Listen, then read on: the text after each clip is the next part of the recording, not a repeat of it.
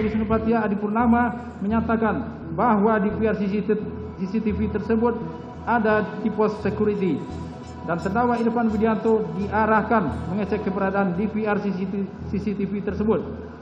Selain itu, terdakwa Irfan Widianto juga diminta untuk mengambil DVR CCTV tersebut dan mengganti dengan DVR CCTV yang baru. Tanpa ada surat tugas, kemudian memilih CCTV untuk diambil. Sebetulnya masalah surat tugas ini kan awalnya itu ini kan yang mau meriksa ini dari bagian Paminal yang masalah ya. Karena polisi dan polisi, iya. makanya Paminal turun untuk mengecek mulai dari tindak pidana dengan etiknya gitu. Perintah kepada mulai dari HK, Hendra Kurniawan, Agus sampai di Irfan. Perintah ini dilaksanakan dan selesai, yaitu mengambil CCTV, serahkan kepada penyidik di Polres Jakarta Selatan. Selanjutnya tidak ada peran 3 orang ini, ya kan? Untuk dan tidak ada perintah kepada 3 orang ini untuk mengambil dan menghancurkan. Tapi kemudian belakangan ada Arif Rahman, itu menelpon Hendra Kurniawan, memperlihatkan bahwa CCTV itu Yosua masih hidup.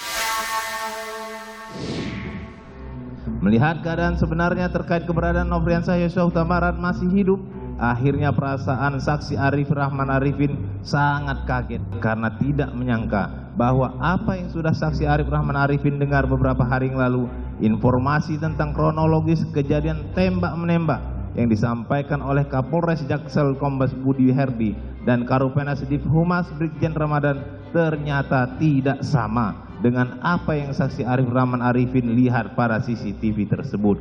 Selanjutnya saksi Arif Rahman keluar dari rumah saksi Ridwan Rekenelson Sopelangit dan langsung menghubungi saksi Hendra Kurniawan. Saksi Arif Rahman Arifin melaporkan dengan sebenarnya fakta dari rekaman CCTV tersebut, di mana keadaan sebenarnya masih terlihat Nofriansah Yosua Huta Barat sedang berjalan dari pintu samping garasi rumah menuju pintu samping melalui taman rumah. Setelah saksi Ferdi Sambo sampai di rumah dinasnya, mendengar suara saksi Arif Rahman Arifin melalui telepon, gemetar dan takut.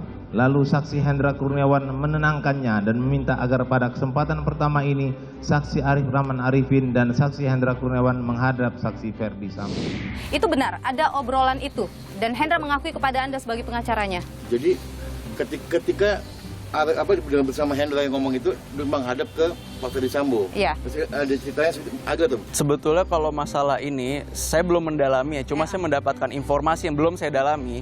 Kalau saya masih mendalami dari dakwaan, peristiwa itu ada dari dakwaan. Iya, ini dari dakwaan. Iya, dari dakwaan, betul. Saya baru dapat informasi itu tadi pagi bahwa sebetulnya peristiwa ini nggak ada. Peristiwa yang mana yang tidak ada? Peristiwa masalah Arif Rahman dengan Hendra Kurniawan bahwa menghadap ke Sambo, bahwa CCTV ini berbeda lah antara versi Sambo dengan versi yang ini. Yang tidak ada Arif Rahman menelpon Hendra atau Arif Rahman dan Hendra bertemu dengan Ferdi Sambo. Ini yang tadi saya bilang, saya baru dapat info ini tadi pagi dan saya belum berani lah saya mengeluarkan statement sekarang. Mungkin akan saya dalami lagi karena saya dapat info ini juga dari kita kan lawyer kan tim ya. Dapat info, Bang, sebetulnya ini nggak ada. Nah, sampai sekarang kan saya belum ketemu lagi dengan Hendra. Mungkin ini bisa saya perdalam lagi. Ferdi Sambo terlihat tegang dan marah saat mengetahui rekaman CCTV disaksikan bawahannya, kemudian memerintahkan agar rekaman itu dihapus. Ferdi Sambo mengatakan kamu musnahkan dan hapus semuanya. Saksi Ferdi Sambo menjelaskan dengan wajah tegang dan marah. Kemudian saksi Ferdi Sambo meminta saksi Arif Rahman Arifin untuk menghapus dan memusnahkan file tersebut dengan kalimat, kamu musnahkan dan hapus semuanya. Kemudian saksi Ferdi Sambo menyampaikan kepada terdakwa Hendra Kurniawan SIK, Hendra, kamu cek nanti itu adik-adik, pastikan semuanya beres.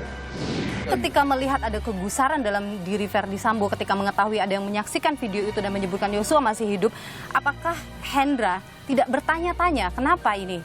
Atau mencari tahu?